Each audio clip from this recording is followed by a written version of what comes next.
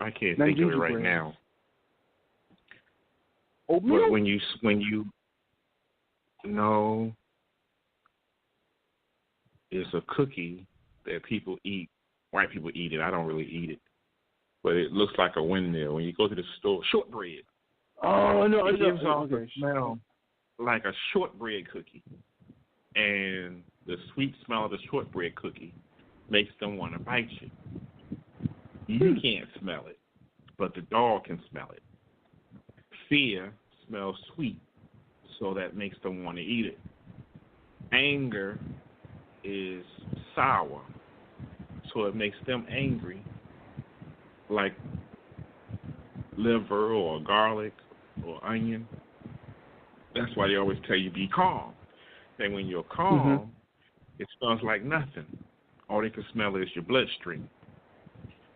So when people have a safety animal, the dog will bark, whoa, whoa, whoa, because you're about to have a seizure, because they can smell the chemical that's leaking into your bloodstream that causes the seizure. And the dog barking lets you know, okay. So the person straps themselves into the seat, and then the seizure happens. The seizure is over.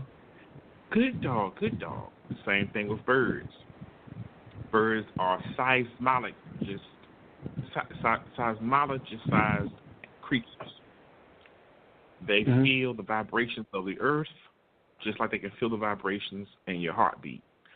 So when you're about to have a seizure, they hear and feel the vibration in your veins, and they start tweeting. Tweet, tweet, tweet, tweet, tweet, tweet, tweet, tweet. It's, okay, I'm about to have a seizure.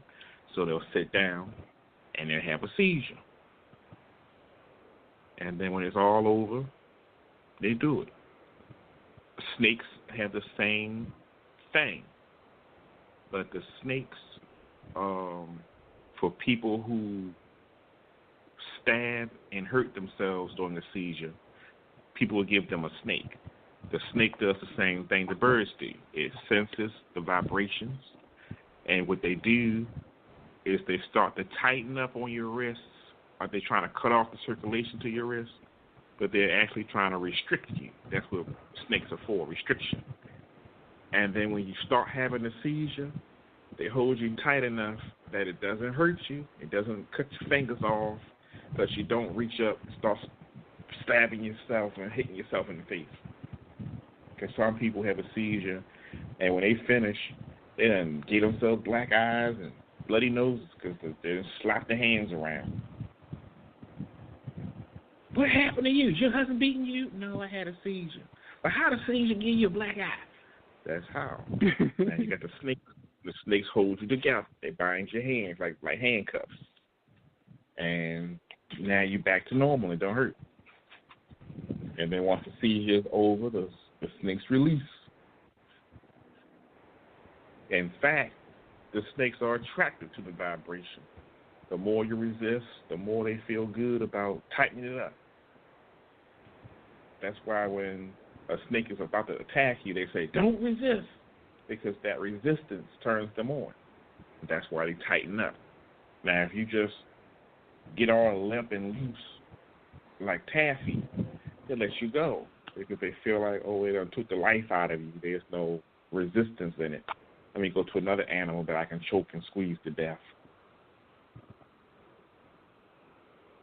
Bears, I can't tell you about bears. I don't have any experience in bears. I think whether you play dead or not, if a bear gonna whip your ass, the bear gonna whip your ass. I don't know anybody and the bear just leaves you alone. No, I've never heard of that. I heard that a lot. I know a lot on TV, but yeah, they tell you if you play dead, the bear leaves you alone. I don't know about that. Yeah.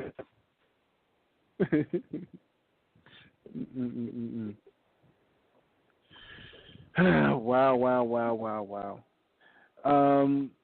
Police look for a man and woman who assaulted cold stone workers after being asked to wear a mask.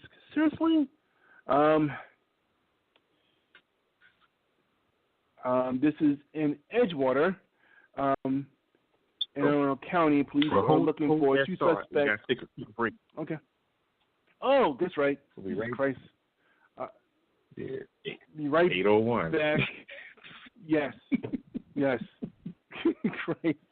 Like the man said, we take a break. We right back with more Baltimore Talking Live.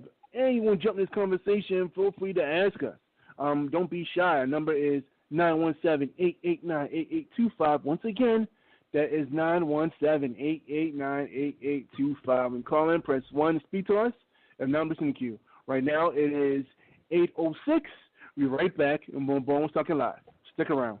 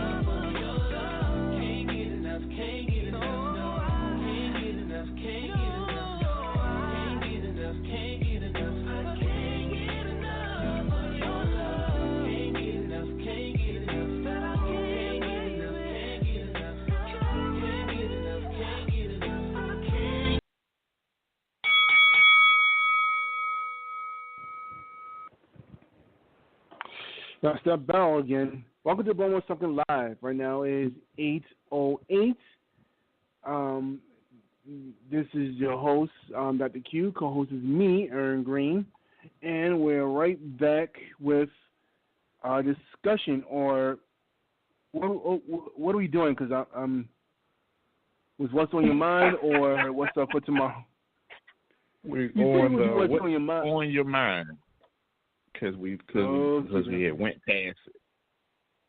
Yeah. So we got what's on your mind until the next break, and then after the next break is what's up for tomorrow and the final thoughts.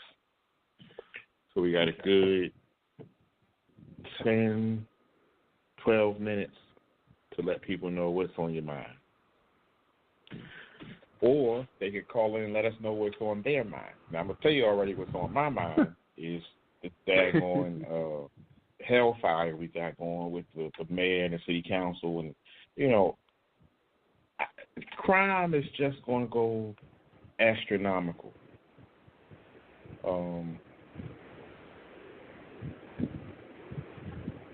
You can't have a prosecutor who's telling you, I'm not prosecuting crime, and she's the state's attorney. So everything that the police do, it gets circumvented back out into the public. Here's the scenario.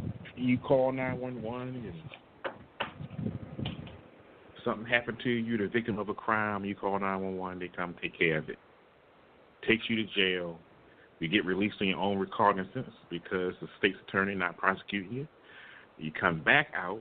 Now you done shot the person who called you. Shot the person who had you arrested. And then the family in uproar, oh, you shot my baby. Now they want some revenge. So they go call the city council, and he's not going to say too much or nothing because you're talking bad about his wife. So now you got your feelings involved. That bitch ain't worth shit. Well, wait a minute now. I'm not going to have you talking about my wife. Now, you can't separate business from personal. You don't need to be in there. So she going to make excuses for the city council, which, like Giovanni said, is the legislative side that makes the rules. So he pretty much got himself in a position where he going to run the city. Because anything Brandon say he want to do, Mosby going to overrun it. No, I don't think that's going to pass. No, I don't think the mayor can do that. No, I'm not going to sign off on that. Same thing, she'll be able from out. Shut him down every chance she got. That's the power seat as city council president. Now, once she became mayor, she knew enough about who the bad people were that she could leverage it and make what she had to happen. Crime went down. Now, all this stuff about going to 1 day a week trash and all of that, that was because they don't tell you the truth on everything. I'm going to tell you the truth so you know why she went to the 1 day a week. The overtime budget was supposed to have X amount of dollars in the overtime budget so that the trash truck drivers could make some overtime. What was happening was people were finishing the routes early and still getting paid an 8-hour shift.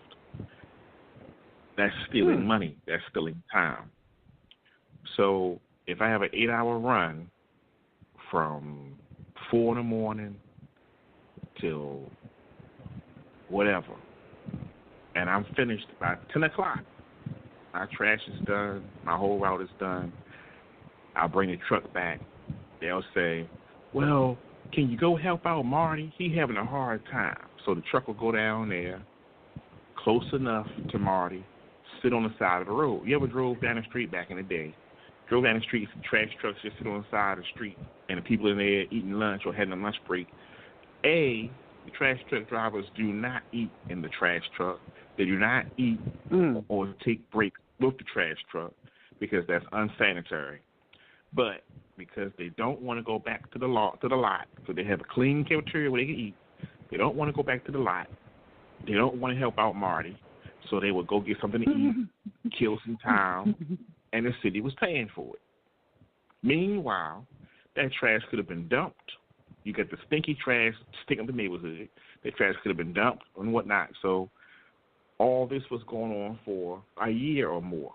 So once the third year came and Sheila Dixon was made aware of it, because, by the time the mayor finds out something, it's always too late because the people beneath you know it first and they don't never send it up the chain.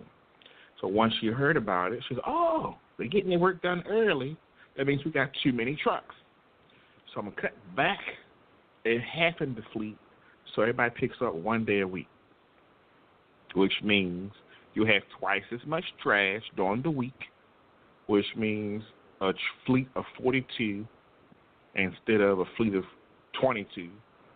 A fleet of 42 should all be heavy loaded. But what was happening, because the trash wasn't being picked up twice a week, people were eating less and making less trash because they didn't want to hold the trash in the houses for that long. So people started gaining weight because you're eating out more, where you can throw the trash away on the street, or eating oodles and noodles or canned goods because you were trying to conserve on trash. See, back in the day when I was a child, we had these things called trash compactors that instead of where the dishwasher would be, it would be a trash compactor, and you would put the trash in there, and you would push it down and make it into a cube. So after 2 or 3 days of pushing that trash into that cube, dead mouse or whatever, you would take that bag And you could either leave it out there for recycling, and they will put it in a compost pile,